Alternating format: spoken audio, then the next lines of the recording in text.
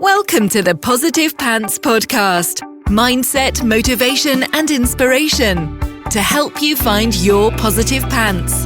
Let go of negative thinking and stop living for the weekend. With your host, Fran Excel.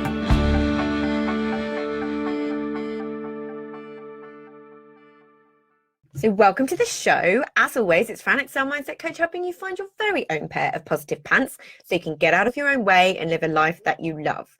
Thank you so much for joining me. I'm very grateful you've chosen to put me in your earbuds today. Please do hit the subscribe button so you don't miss anything, and do leave me a review. I love reading them, and it really helps me get found by other people who need to hear what I share. I'd also love you to email me your mindset and productivity questions or topics you'd love me to cover to hello@franexcel.com, because I know a lot of you think I'm inside your heads because you tell me all the time. But if I don't know what you need, I can't give it to you. So let me know. So it is time to let go of the shoulds.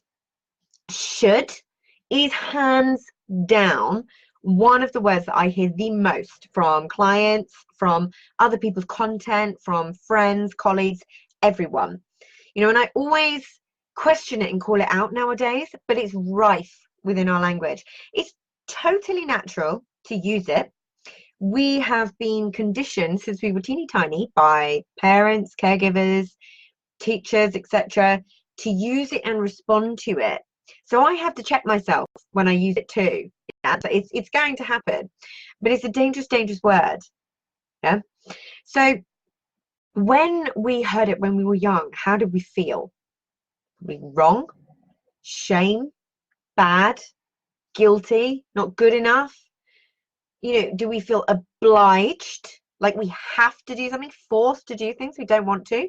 So many negative connotations to one little word, and yet we haven't quite twigged to its power in the way that we use it. Because like I say, it's the most common thing I hear, especially in business. We've got, I should be doing this and I should be doing that. Should you? You're essentially shoulding all over yourself from a great height. I wish I could claim shoulding all over yourself as mine. I have no idea where I heard it first, but it's blooming brilliant. So you're essentially wishing for and highlighting what you don't have, you know, where you think you are failing, you know, who you wish you were, but you're not.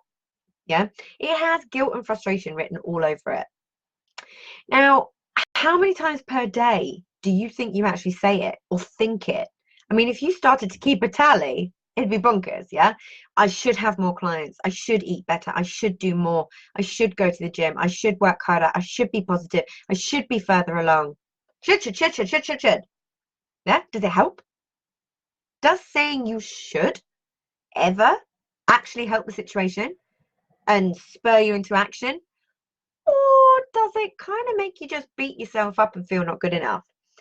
Let's be honest, it's inherently a little bit negative, critical, and down on yourself or other people. Yeah, we say it to ourselves over and over and over, but we also say it to other people, which, let's be honest, is more than just a little bit judgy. Yeah. Essentially, you're kind of saying with one word that if they or you don't do what you're saying they or you should, then they are in some way less than, or not good enough, or wrong. It's not nice, right? So how does it actually affect relationships? How does telling people they should do something or say or be certain things, how does that affect your friendships and any relationship for that matter when you use it? And how does it feel when you say it to yourself? It's actually stressful, right? It's full of shame, embarrassment, anxiety. You know, it's putting you in a perpetual state of fight or flight. Why do it to yourself? And why on earth would you do it to someone else knowing how it feels? Yeah, but it's so unconscious. So where does it tend to show up? Work out when and where it turns up for you, because it's different for everybody. So you can create some awareness. You know, it tends to show up around feelings and emotions we think we should or shouldn't feel. For example, I shouldn't be negative. So I've said before, I'm adamant from what we don't. They're important, whether they're positive or negative. You know, it's the law of polarity. You need the light and the dark, the good and the bad, so you can experience both and actually understand what you're being told by each, you know, or it will show up in behaviors and actions that we or other people in our lives think we should or shouldn't do. For example, I should stop procrastinating, or I should be further along in my business. Yeah, it's creating good old cognitive all the time, which is usually when you consciously want something that your unconscious habits and beliefs are battling against, then it really feels like a battle. Yeah, our shoulds usually refer to something we wish came naturally to us but doesn't, or something we want but don't have. So it feels super uncomfortable, right? So also, what are you thinking about telling your unconscious mind here? When you think about what you're affirming about your identity to your subconscious, you can see why it would be helpful to eliminate it from our vocabulary. You know, you're consistently affirming the fact that you're not where you want to be, who you want to be, or that you don't have what you want to have. You're always in a state of not feeling good enough, but then you affirm it as the truth. So it makes sense why it then feels hard to work towards it, because all your unconscious beliefs are telling you that it's not true. Yeah, the focus is all on what you don't have yet. You're not making that your truth. So how can you nip it in the bud, or at least reduce it? So questions, always, always, always asking yourself powerful questions. So why should you? Who said so? Where did that belief that you should come from? Was it from you, society, your parents, your social circle? What do you believe now? What do you actually believe? Have you ever even asked yourself that? It's unlikely you have. Are your shoulds actually based on truth and a realistic expectation? Yeah, usually the answer to that is a big fat nope. Yeah, especially if you think about Instagram and, you know, all these different things. What are we comparing ourselves to? Is it actually like for like? Is it realistic? Yeah. Do you actually want what your shoulds are telling you want? Breathe that one in again. Is it actually true? For example, if you're telling yourself you should have more clients by now in your business and you're only 1 month in, is it true? You know, but don't beat yourself up when you do say should, because you're gonna, you know, to yourself or someone else. Just notice it and start to create the awareness so you can actually make a different choice the next time. Rewind and flip it. I do it all the time. Like I said, it's completely natural for it to slip out. It is a lifetime worth of conditioning. Yeah. But when I catch it, I rewind and flip it.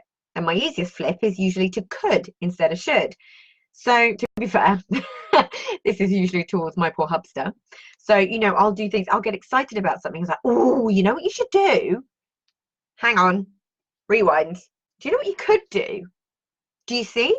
It opens up a different layer of thinking, whether it's for myself or someone else. It's also not me telling them something. It becomes about sharing ideas.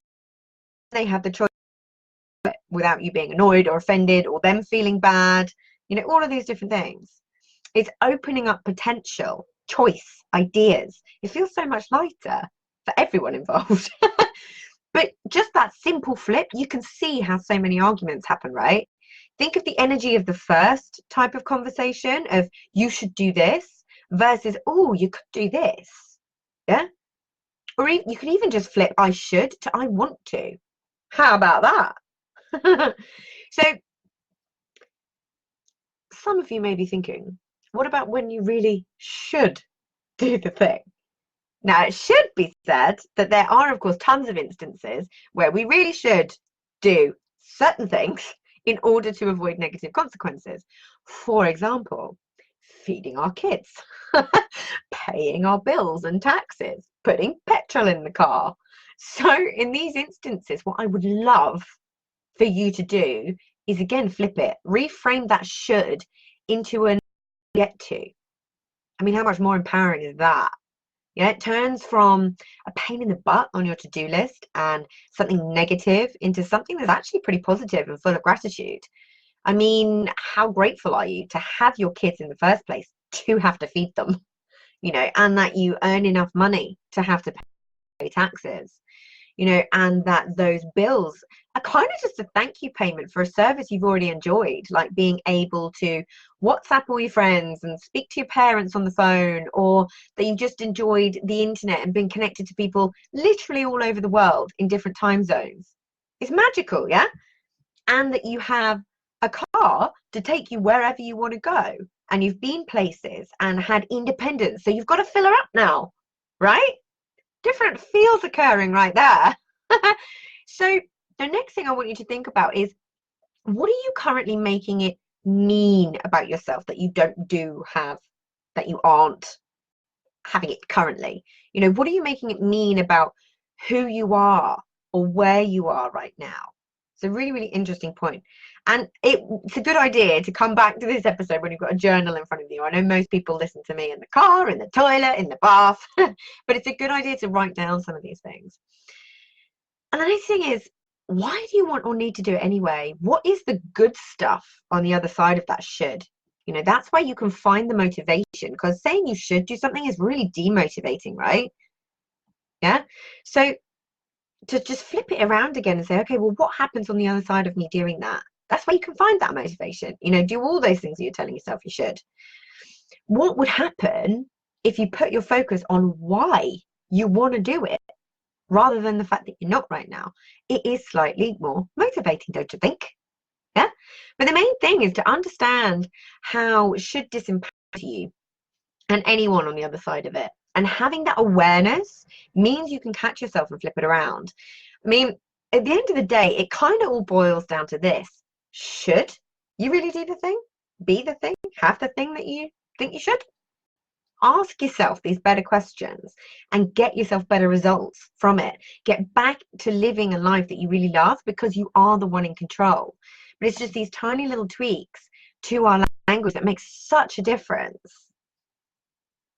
So, if you got value from this and you know in your gut that now is the time to step up and start rewiring your thinking and changing things for yourself, then book in a free discovery call so we can work out what needs to happen to get you from where you're at right now to the action-taking success you know you can be.